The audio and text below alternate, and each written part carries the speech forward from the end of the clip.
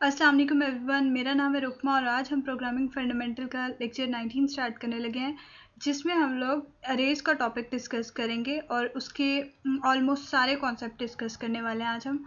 तो स्टार्ट करते हैं आज का लेक्चर। सबसे पहले अरे होता क्या है? Collection of item stored at continuous memory location.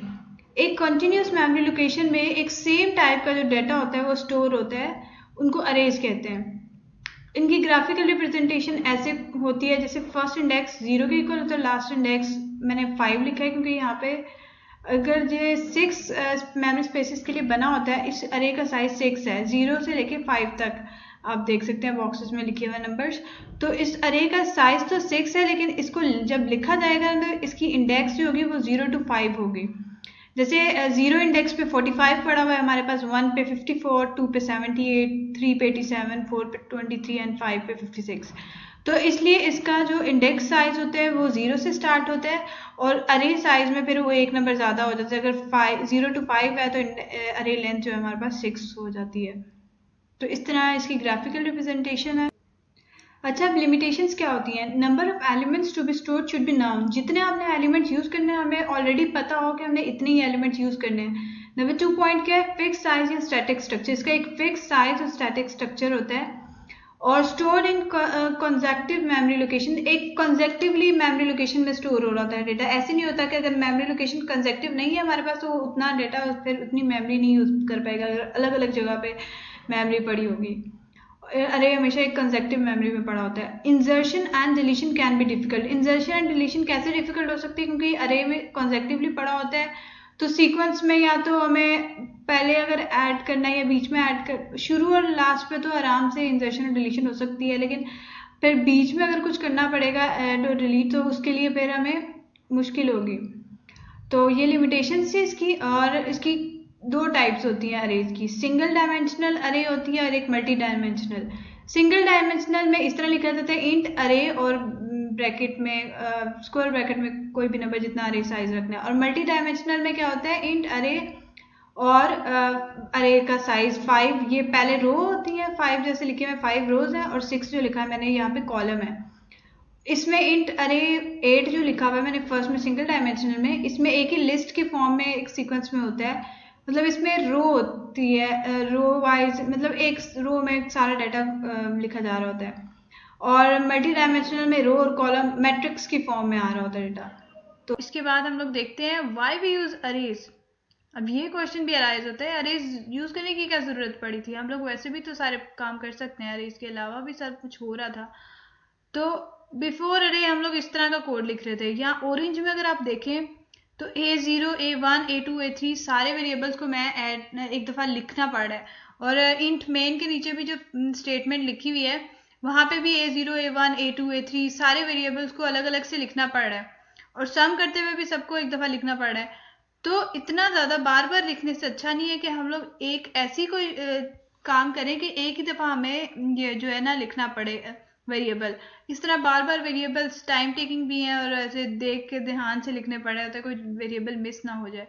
तो उसके लिए ये अरेज हम इंट्रोड्यूस हो गए। अरेज इंट्रोड्यूस हुए, इसमें देखें इंट मेन के बाद इंट A5 लिखा हुआ है। 5 साइज की अरे थी तो उसको एक ही वेरिएबल लिख के उसको 5 साइज दे दिया और आगे एक लूप लगा लिए फॉर। और सी इन आप ऑरेंज में देख सकते हैं कि उसमें एक ही दफा हमने AI लिख दिया है। आई जो था वो लूप था तो वो बार बार खुद ब खुद ऑटोमेटिकली नंबर चेंज हो रहा होगा। और sum is equal to sum plus AI, ये रेड में आप देख सकते हैं, यहाँ पे भी एक लूप लगा दी है और यहाँ पे भी ऑटोमेटिकली जो है ना सारे वेरिएबल सम हो रहे होंगे जो जो उनमें वैल्यू स्टोर थी। तो ये बिफोर वाला अरे वाला और एग्जाम्पल ऑफ अरे जो है, इन दोनों को मैं कंपाइल और रन करके आप लोगों को दिखा देती हूँ क्या डिफरेंस आ रहा है इनमें। ये बिफोर अरे का कोड यहाँ पे लिखा हुआ है। यहाँ पे देखें सारे वेरिएबल्स लिखे हैं मैंने बार बार। इसको कंपाइल और एग्जीक्यूट करती हूँ।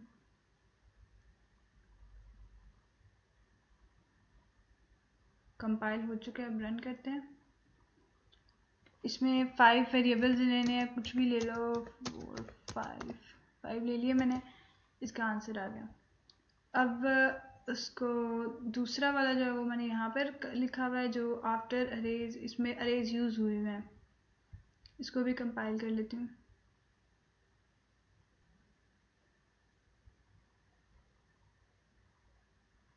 इसमें 5 लेने हैं, 1 2 3 4 5, तो इसका भी आंसर वैसे ही। इसका आउटपुट पे देखें, आप देख सकते हैं कोई भी इफेक्ट नहीं आ रहा, लेकिन जो लिखने का तरीका है ना कोड का, वो थोड़ा सिंपल हो जाता है, आपको आसानी रहती है, एक दफ़ा में एक छोटी सी स्टेटमेंट लिख लेते हैं, आपको बार बार नहीं लिखनी पड़ती।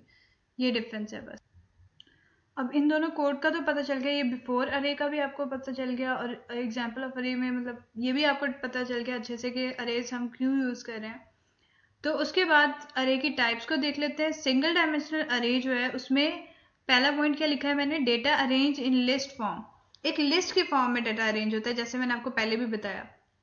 और उसका सिंटैक्स ऐसे होता है, पहले डेटा टाइप लिखते हैं, फिर अरे नेम लिखते हैं, और फिर उसका साइज लिखते हैं।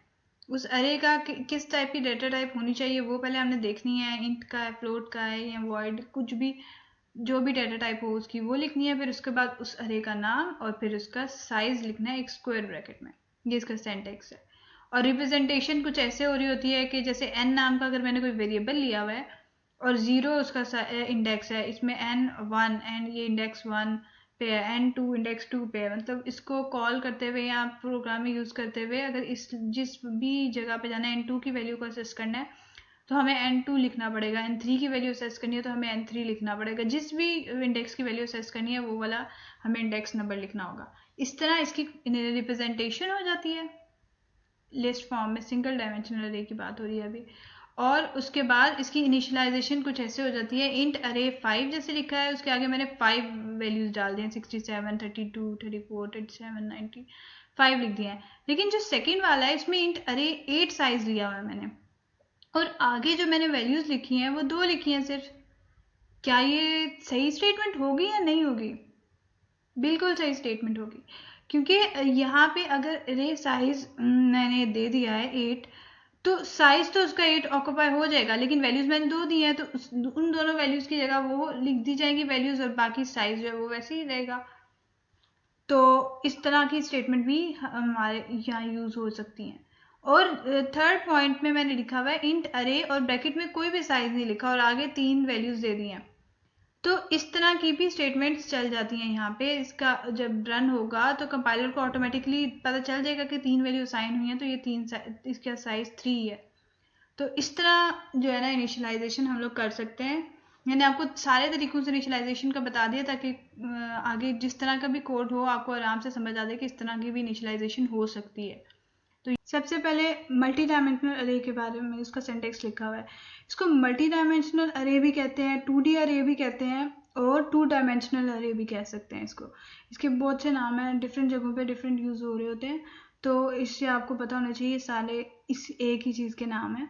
तो उसका सिंटैक्स लिखा हुआ है। सबसे पहले सिंटैक्स कैसे होता है कि पहले अरे नेम लिखा जाता है, वो आप खुद ही अपनी मर्जी से सिलेक्ट कर लो कोई भी अरे नेम, और उसके बाद स्क्वायर ब्रैकेट्स में रो नंबर लिखा जाता है, और उसके बाद एक और स्क्वायर ब्रैकेट लगती है उसमें कॉलम नंबर लिखा जाता है। जो सिंगल डायमेंशनल अरे था उसमें सिर्फ एक ही स्क्वायर ब्रैकेट होती थी उसमें, क्योंकि वो लिस्ट की फॉर्म में डेटा स्टोर होना था, इसमें मैट्रिक्स की फॉर्म में डेटा स्टोर होता है, तो इसलिए इसका रो और कॉलम दोनों चाहिए होते हैं। तो इस तरह इसका सिंटैक्स लिखा जा रहा होता है। और उसके बाद इसकी रिप्रेजेंटेशन यहाँ पे मैं शो करवा रही हूँ कि सब ये रो नंबर इस साइड पे रो है और नीचे वाली साइड पे कॉलम आ रहे हैं।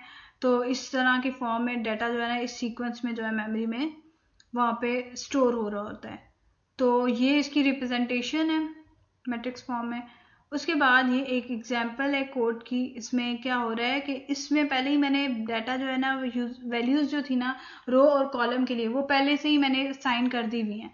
इसमें यूज़र से नहीं वैल्यूज़ ले रहा, और उनको सिर्फ सी आउट करवा रहा है, इसको आउटपुट में प्रिंट करवा रहा है उन सारी वैल्यूज़ को। तो ये इसका कंपाइल और रन करके देखते हैं कि क्या आउटपुट आता है।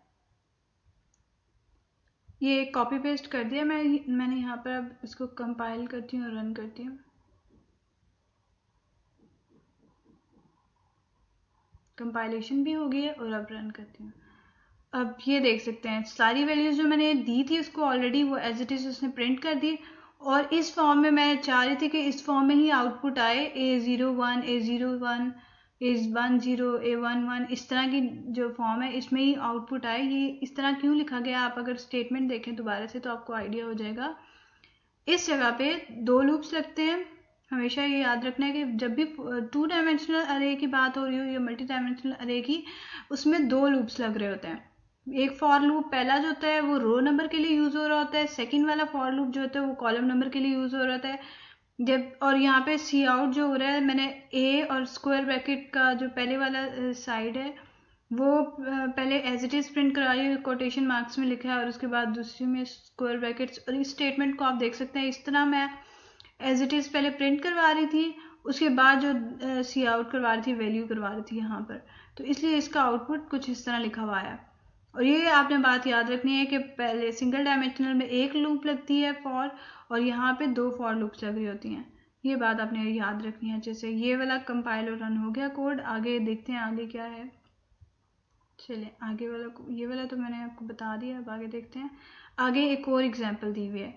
इसमें क्या मैं करवाना चाह रही हूँ, इसमें ना मैं पहले तो यूज़र से ही रो नंबर और कॉलम नंबर ले रही हूँ।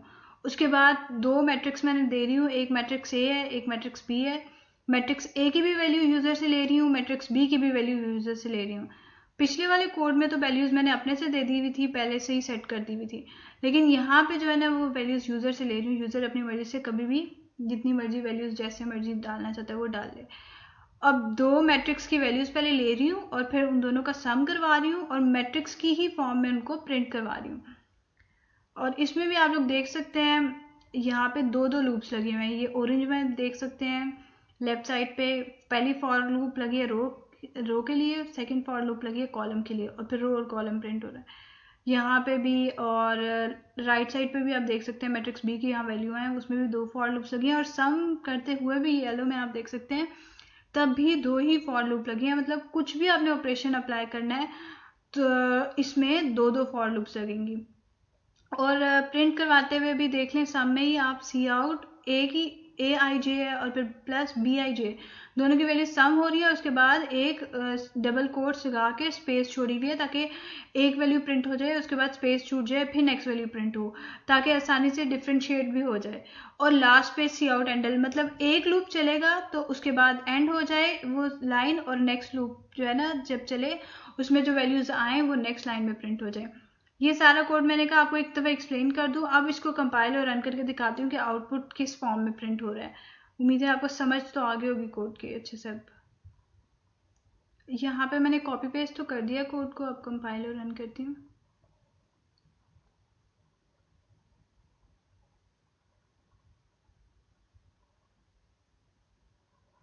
पहले नंबर ऑफ रोज ले रही है, अपनी मर्जी से जितनी मर्जी रोज लेनी है दे दो, मैं 2 ले रही हूँ।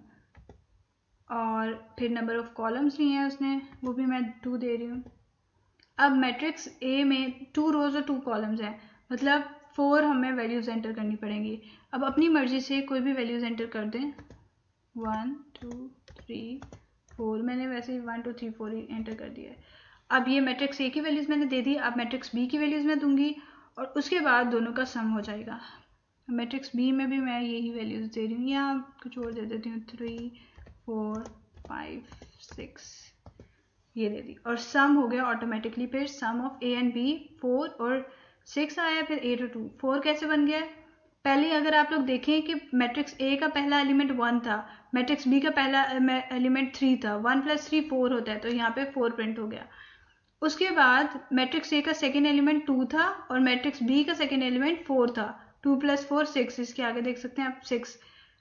तो इसी तरह मैट्रिक्स ए का थर्ड एलिमेंट 3 था और मैट्रिक्स बी का थर्ड एलिमेंट 5 था, इस तरह 8 आ गया। और इसी तरह 4 + 6 किया तो 10 आ गया। इस तरह दोनों एलिमेंट्स जो थे दोनों मैट्रिक्स के वो ऐड हुए और कंपाइल करते हुए उसकी उसी मैट्रिक्स की फॉर्म में प्रिंट भी हमने करवा दिए।